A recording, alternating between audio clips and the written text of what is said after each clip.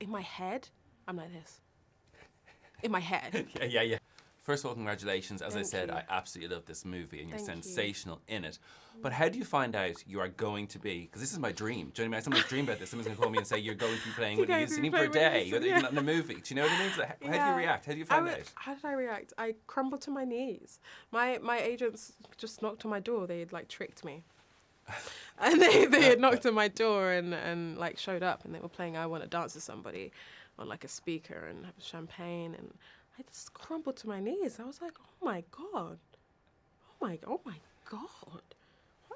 my God. It was that. It was basically that for about 2 hours before they had to go home. And when it settles in and you go, okay, I have to, like, amazing, but Different. I have to actually do this now. Is there yeah. any nerves? Is there any, how do I Huge become nerves. Whitney Houston? Yeah, I'm like not even ashamed to admit I was absolutely terrified in a way that I've never been for acting before. Like, you know, I've been scared for other reasons, but this felt personal to me because of how much I love Whitney and how much the world loves Whitney. I was like, you know, the stakes are high.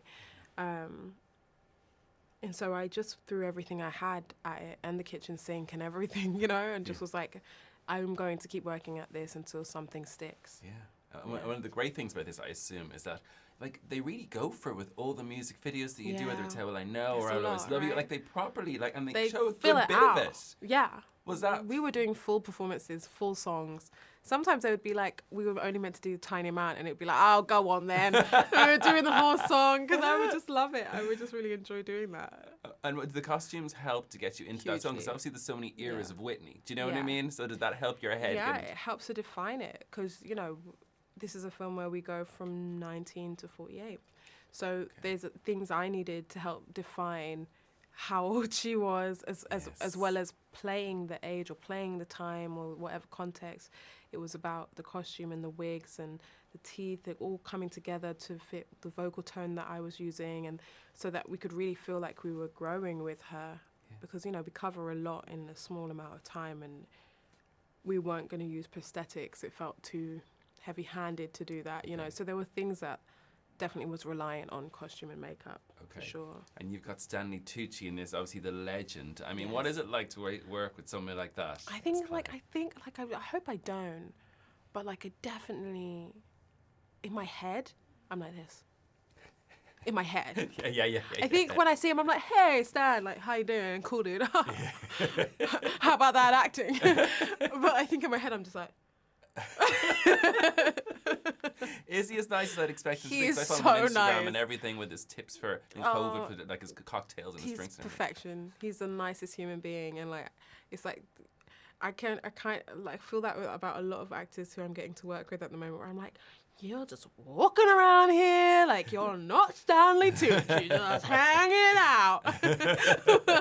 But he is. He's just a normal guy who's just like really lovely and just knows how to work and how to make everyone so comfortable that you can't help but bring your best self to the day. What's it like being at this point of your career? Like it's weird. I hate to say, you made it. Do you know what I mean? Like you're working with all these people. It's really weird. It's actually really nice to be able to meet these people, see the human side of them, get to know them as people, get to work with them as creatives. It just adds a different context. And I'm an extremely lucky woman right now. Okay. And the accent I've got to mention in this, obviously, were you surprising when they cast it, they didn't cast an American? Do you know what I mean? Because they looked at so many people. You're just so good. Did you play an accent easy? No. Really? No. Oh, God, no. No, I had to, everything else I was like, okay, that is workable, all of that, but the accent stuff I find really, it doesn't come easily, and I'm quite a technical person before I can let go. Like, I'm a bit of a perfectionist, so like, I like to do the technical side as perfectly as I can, which is not possible. So it was just a whole thing. It was a whole thing.